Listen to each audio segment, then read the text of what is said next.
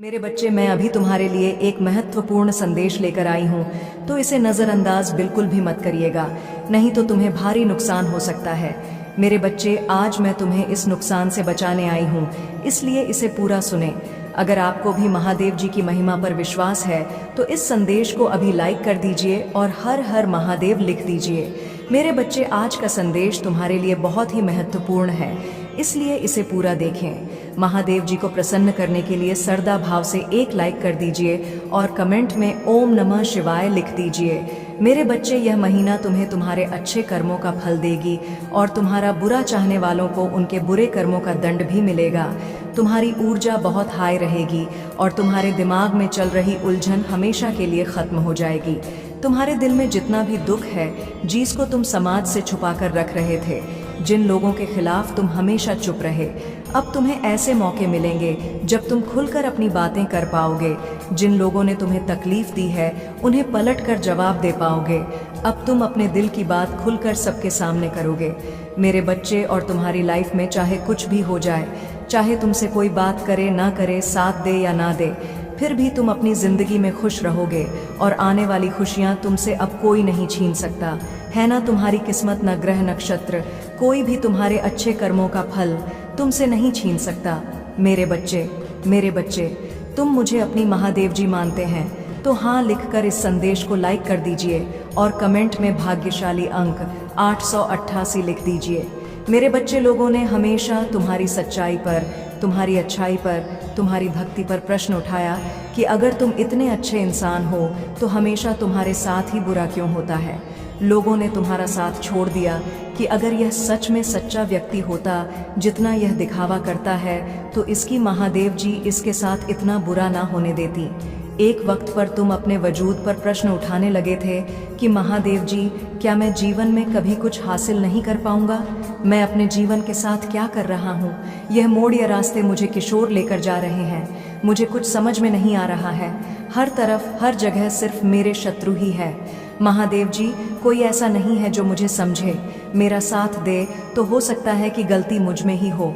उन लोगों ने तुम्हें बहुत चुनौतियां दी मेरे बच्चे, कि अगर यह अच्छा व्यक्ति होगा, इसके अच्छे कर्म होंगे, तो कभी तो ईश्वर इसके अच्छे कर्मों का फल इसे देते। यह हमेशा रोता ही क्यों रहता है? इसकी आंखों में हमेशा आंसू ही क्यों रहते हैं? तो आप उन सबको जवाब देंगी तुम्हारी महादेव जी। और अब तुम्हें तुम्हारे अच्छे कर्मों का, तुम्हारी सच्चाई का और तुम्हारी भक्ति का फल मिलेंगे। बस अपने जीवन की डोर मेरे हाथ में दे दो और अब खुद की अहमियत करो। अपने जीवन में हर बार दूसरों को सोचना छोड़ दो, सिर्फ अपना सोचो, अपना भला सोचो, तभी तुम दूसरों का भला कर पाओगे। लोग क्या कहते हैं, उनकी बातों से रोना छोड़ दो मेरे बच्चे। उन्होंने तुम्हारे साथ क्या किया, उस बात से विचलित होना छोड़ दो। तुम्हारे इन्हीं की सज़ा भी तुम्हें मिली है आज तक, और तुम्हारे इन्हीं कर्मों का। जब तुमने अपनी अहमियत नहीं की, अपनी कदर नहीं की, अपने सपनों को छोड़ दिया दूसरों के लिए, अपनी कोमल आंखों से आंसू बहाए, उसका दंड भी मिलेंगे तुम्हें इस महीने में। इसीलिए तुम्हें अपना अतीत बहुत याद आएगा, तुम बहुत रोगे, तुम्हें क्रोध आएगा, तुम्हें लगेगा कि तुम्हारे साथ बहुत बुरा हुआ है। पर इन बातों से व्याकुल मत होना मेरे बच्चे। तुम्हारी गलतियों का एहसास दिलाने के लिए कुछ वक्त के लिए यह भावनाएं आएंगी। यह नकारात्मक भावनाएं तुम्हारे ऊपर कभी हावी नहीं होंगी। तुम्हें बस अपनी गलतियों का एहसास दिलाना चाहती हूँ मैं, कि अब अपनी शक्तियों को पहचानो, उन शक्तियाँ को जिनसे तुम्हारे शत्रु डरते हैं और इसीलिए वह तुम्हें नीचे खींचने की कोशिश करते हैं। वे तुम्हें बुरा भला इसलिए नहीं बोलते क्योंकि तुम बुरे व्यक्ति हो, वह चाहते हैं कि तुम अपनी असलियत भूलकर अपना लो कि तुम बुरे व्यक्ति हो और तुम टूट जाओ। इसलिए उनके बिछाए जाल में मत फंसना।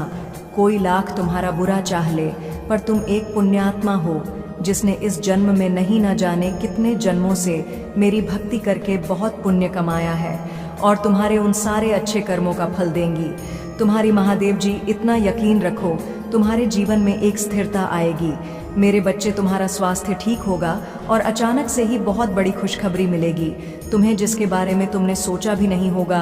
और तुम्हारा बुरा सोचने वालों का, जिन्होंने तुम्हें अपमानित किया, तुम्हारे चरित्र पर प्रश्न उठाए, तुम्हारी सच्चाई पर प्रश्न उठाए मेरे बच्चे, उनके मुंह पर एक जोरदार तमाचा पड़ने वाला है, जिसके बाद वह कभी तुम पर प्रश्न नहीं उठाएंगे। वह कभी तुमसे तुम्हारी सच्चाई का प्रमाण नहीं मांगेंगे।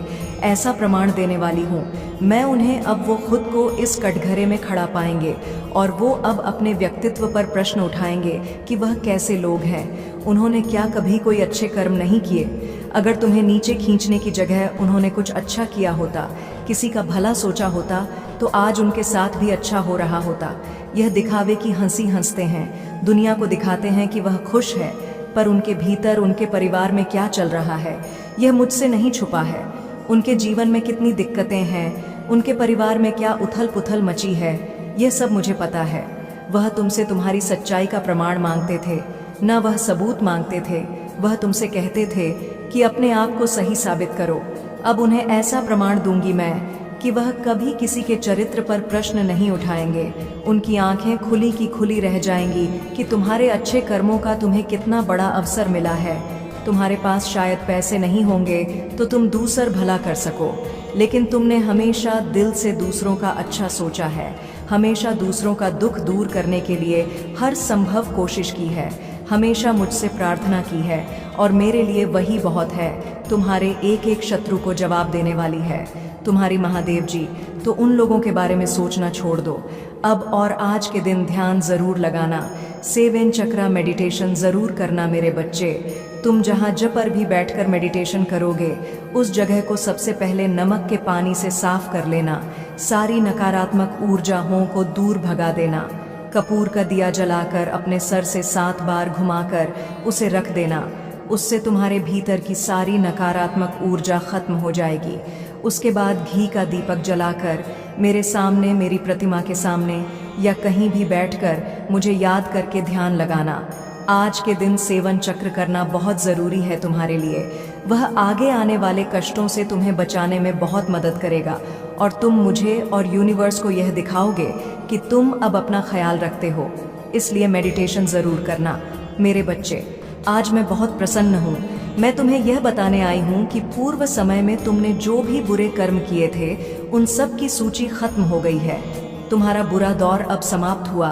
तुमने अपने सभी बुरे कर्मों के फल को भोग लिया है मेरे बच्चे। इस प्रक्रिया के दौरान तुम बहुत बार हताश हुए, निराशा हुई, मुझसे माफ़ी भी मांगी। मैंने तुम्हें जितने भी बुरे दौर दिखाए तुमने उन सबको सफलतापूर्वक पर किया। मैंने जो भी सबक तुम्हें सीखने चाहे तुमने उन सबको सीखा और अपने जीवन में निरंतर आगे बढ़ते चले गए मेरे बच्चे। मैं तुम्हारी इस कामयाबी से अत्यंत प्रसन्न हो। इस अवधि के दौरान तुम्हारे अंदर बहुत परिवर्तनों ने जन्म लिया। तुम कई बार टूटे भी, मेरे सामने रोकर अपने दुखों को व्यक्त किया और अपनी करने के लिए क्षमा याचना भी की मेरे बच्चे। ऐसा करने से तुमने अपनी उन्नति के द्वार खोल दिए। हम सब तभी न कभी अपने मार्ग से भटक जाते हैं। बुरे रास्ते हमें अपनी ओर आकर्षित कर लेते हैं, लेकिन मेरे बच्चे तुम्हें अच्छे और बुरे का फर्क समझकर अपना चयन करना था। एक व्यक्ति के व्यक्तित्व को उसका ही दृष्टिकोण बनता है। आप जैसा दृष्टिकोण रखेंगे आपके रास्ते उतने ही पवित्र और सरल बांटे जाएंगे।